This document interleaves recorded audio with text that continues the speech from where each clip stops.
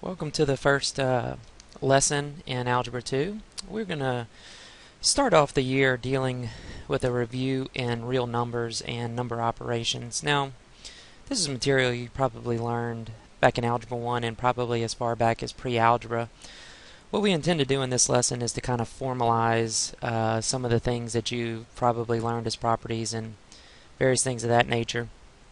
We'll start with a basic understanding of real numbers and sets and subsets. Now, this first video and these first couple of lessons, you're going to notice as there's not as much problem solving and work to do, but a lot more understanding of terminology and symbols and things of that nature.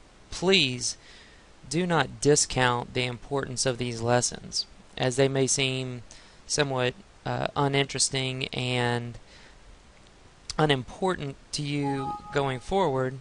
You will need to know this information very well as you move into advanced math and calculus or college algebra and trig, and as well as the ACT. All of this information is very important, so please take the time to study this information closely.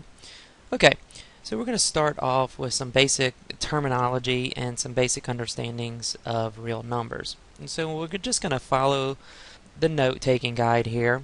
It's important that as you go through these videos with the notes that you take notes yourself. Not everything is encompassed here in total. So I will say things that are not part of the notes. I'll make little notes out to the side, and it's important that you do the same.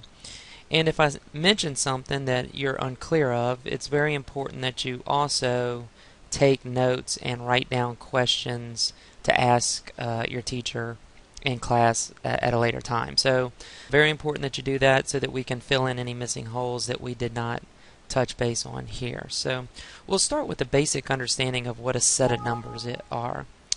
So we'll start with the basic understanding of sets and what real numbers are.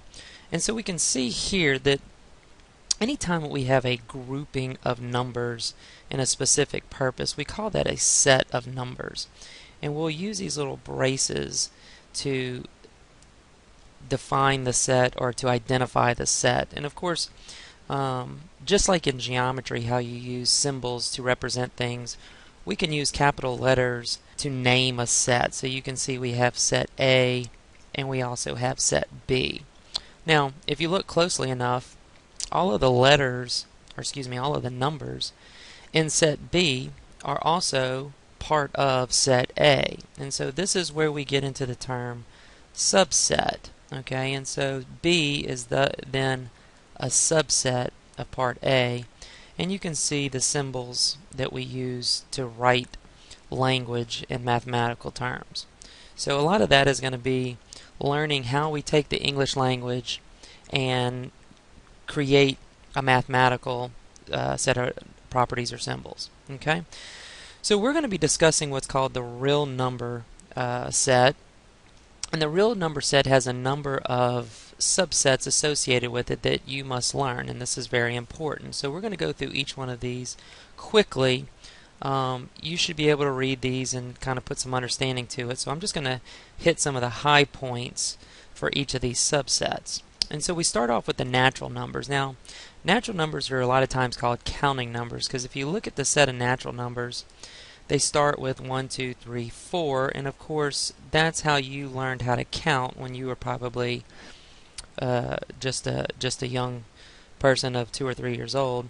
So you started with 1, 2, 3, 4, and we called those counting numbers. Well, in the real number set, they're called natural numbers. Now, each of these subsets is going to have a symbol, if you will, to represent them. It's important that you learn those symbols and you recognize those symbols when used. So, our most basic subset in the real numbers are natural numbers. Now, these numbers go on infinitely in a positive direction, and we can show that through the little 3 dots that show a continuation in a particular direction. So it's very important that you understand that these will go on infinitely in the positive direction. Now, we move on to the whole numbers, and the whole numbers are all of the natural numbers just simply with the number 0 put at the front of that.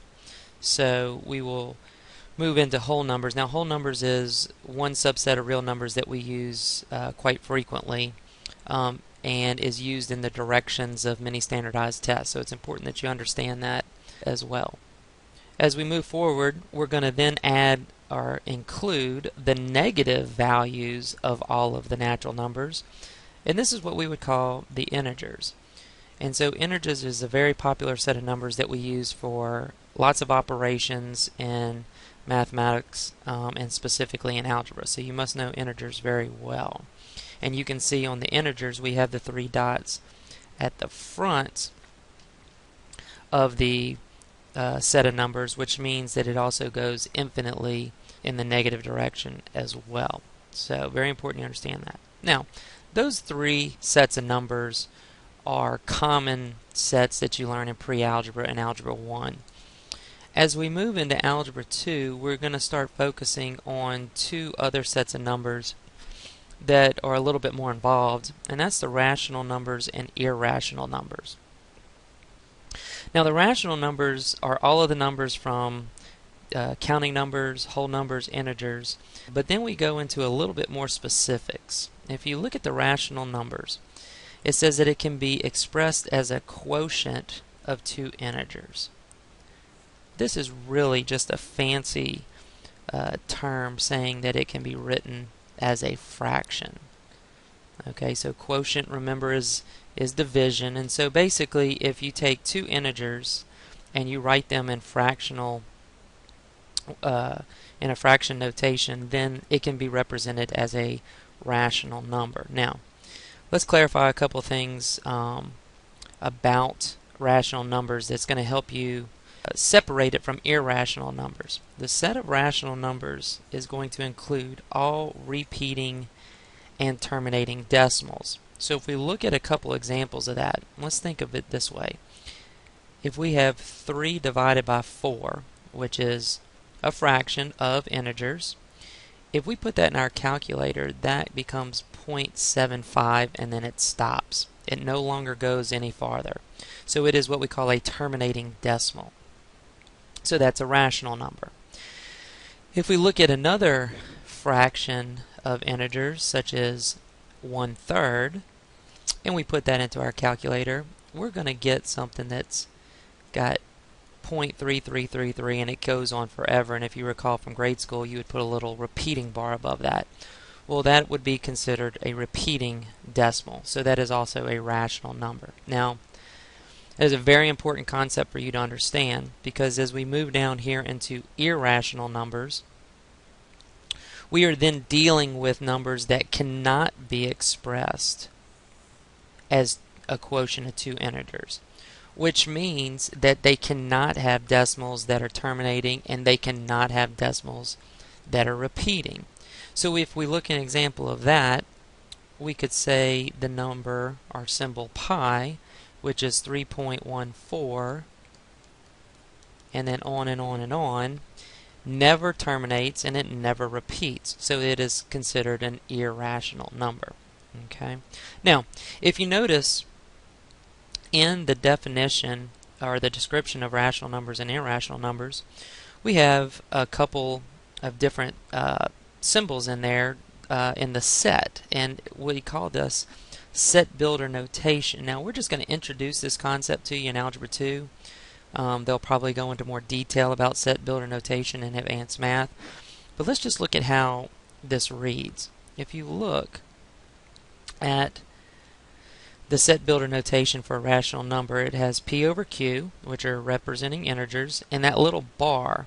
That little bar represents the word such that. And so this reads the set of all elements P over Q such that P and Q are integers, but Q is never equal to 0. And the reason it's not equal to 0 is because it would make it an undefined number. Now, if we look at irrational numbers, our set builder notation is basically telling us that irrational numbers are all numbers that are not rational. So anything that's not rational is considered irrational. So this set builder notation reads the set of all elements x such that x is not a rational number. So very simply, irrational numbers can be identified by any number that is not a rational number.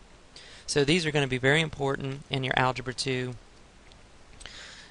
education. Very important that you understand and know how to identify those number sets. Now, let's look at what that looks like visually.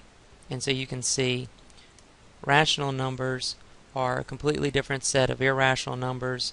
They both lead to real numbers. And of course, each subset here, the natural numbers lead to whole numbers lead to integers, and integers lead to rational numbers. So none of these subsets are part of irrational numbers. So that concludes the start of our first lesson. I'm going to stop right here so that you can kind of digest some of that information. There will be a couple more videos that go with this first set of notes, so be sure to watch those as well before you do your first set of homework.